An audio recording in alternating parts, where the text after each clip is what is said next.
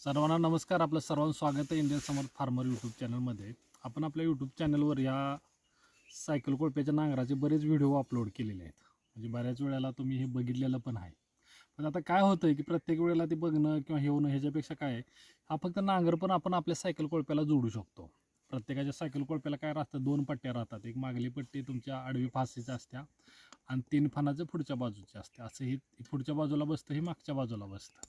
आणि तुम्हाला ॲडजस्टेबल समजा आता ह्यो नांगर असा लावला आहे किंवा तुम्हाला थोडासा असा खाली लावायचा आहे, तर हे वरच्या पट्टीवर आपण त्याला ॲडजस्ट करू शकतो. किंवा आता त्याला खाली जरा तुम्हाला खोली जास्त लावायची आहे, तर ह्या खायल्या नटात लावायचं किंवा थोडी खोली वर लावायचं, तर हे वरल्या नटामध्ये. हा नांगराचा फायदा काय आहे की जी बाळ भरणी आपण करतो आणि जी पिकाला खतं देतो, तर आता खतं जर आपण उघड्यावर दिली तर जेवढी पाहिजे तेवढी लागत नाहीत. हा सगळ्यात मोठी गोष्ट चुकीची राहते.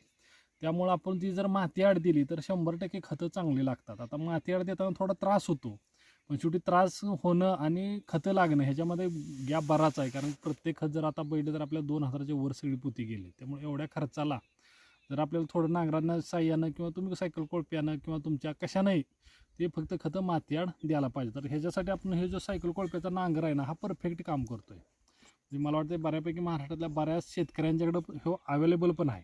आता ह्याच्यामध्ये काय राहतं, जेव्हा आपण आज बघतो नांगर, त्यावेळेला आता ह्याच्यामध्ये साध्या पत्र्याचा पण नांगर येतात, नाही असं नाही. एकदम हलका पत्रा पण येतो, पण तो आपल्याकडे टिकला पण पाहिजे. नाहीतर प्रत्येक वेळेला जर वेळेला भर लावाय वेळेला प्रत्येक वेळी नांगर आणणं हे पण पॉसिबल नाही, त्यामुळे खर्च पण वाढतो. आता ह्याला जी खायली ही जी कोच आहे का नाही, ही जी म्हणजे खायली जी घुसणार आहे ही एकदम प्रॉपर आहे. दुसरी गोष्ट, हा जी मागली पट्टी दिली आहे, तर तुम्ही असा हात जरी हलवला फिरवला तरी तुम्हाला कर्व लागणार नाही. कारण काय आहे की ह्यातून जी खाली मातीत घुसल्यानंतर जी माती आहे ती आपल्या रेग्युलर ट्रॅक्टरचे जे नांगर येतात मोठे, तशा पद्धतीने ही फिरून जाते.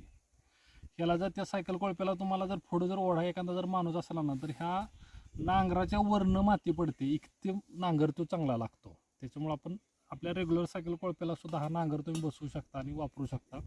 हा तुम्हाला अवेलेबल होऊन जाईल आणि प्रॉपरली तुम्ही जर व्यवस्थित वापरला, तर ह्याचं काय आहे, हा तुम्हाला बोंड्याच्या कडेचीच माती काढतो. त्यामुळे ह्याला काही नांगरायला लागत नाही, इझिली होतं. तुम्ही थोडंसं वापरलं तर तुमच्या लक्षात येऊन जाईल. तशा पद्धतीने आपण नियोजन करावं, पण जेवढी जी आपण खतं देतो तेवढी सगळी मातीआड देण्याचा जास्तीत जास्त आपण प्रयत्न करावा. धन्यवाद.